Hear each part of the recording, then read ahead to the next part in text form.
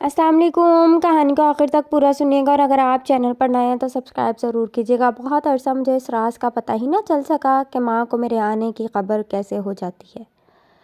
میں اسکول سے آتا تو دستک دینے سے پہلے دروازہ کھل جاتا۔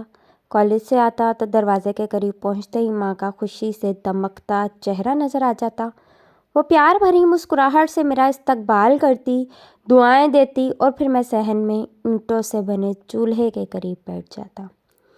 ماں گرما گرم روٹی بناتی اور میں مزے سے کھاتا۔ جب میرا پسندیدہ کھانا پکا ہوتا تو ماں کہتی چلو مقابلہ کریں۔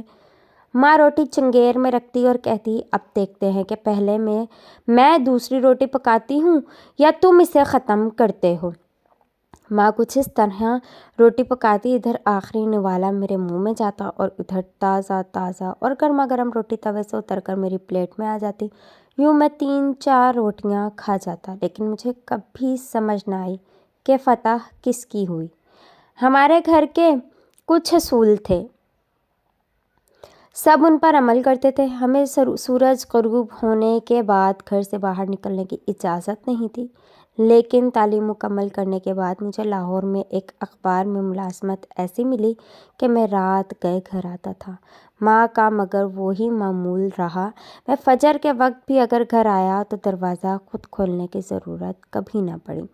لیٹ ہو جانے پر کوشش ہوتی تھی کہ میں خاموشی سے دروازہ کھول لوں تاکہ ماں کی نیند خراب نہ ہو، لیکن میں ادھر چابی جیب سے نکالتا، ادھر دروازہ کھل جاتا۔ میں ماں سے پوچھتا تھا آپ کو کیسے پتہ چل جاتا ہے کہ میں آ گیا ہوں؟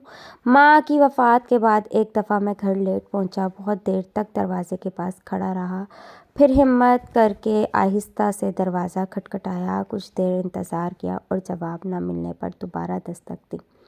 پھر گلی میں دروازے کے قریب اینٹوں سے بنی دہلیز پر بیٹھ گیا۔ سوچو میں گم نہ جانے میں کب تک دروازے کے ساتھ ٹیک لگائے بیٹھا رہا، اور پتہ نہیں میری آنکھ کب لگی۔ بس اتنا یاد ہے کہ مسجد سے آواز سنائی دی۔ کچھ دیر بعد سامنے والے گھر سے امی کی سہیلی نے دروازہ کھولا۔ وہ تڑپ کر باہر آئیں، انہوں نے میرے سر پر ہاتھ رکھا اور بولیں پتر، تیری ماں گلی کی جانب کھلنے والے تمہارے کمرے کی کھڑکی سے گھنٹوں جھانکتی رہتی تھی۔ ادھر تو گلی میں قدم رکھتا تھا اور ادھر وہ بھاگم بھاگ نیچے آ جاتی تھی۔ پھر انہوں نے آبدیدہ نظروں سے کھڑکی کی طرف دیکھا اور پھر بولیں پتر ہن اے کھڑکی کدے نہیں کھلنی، اللہ حافظ۔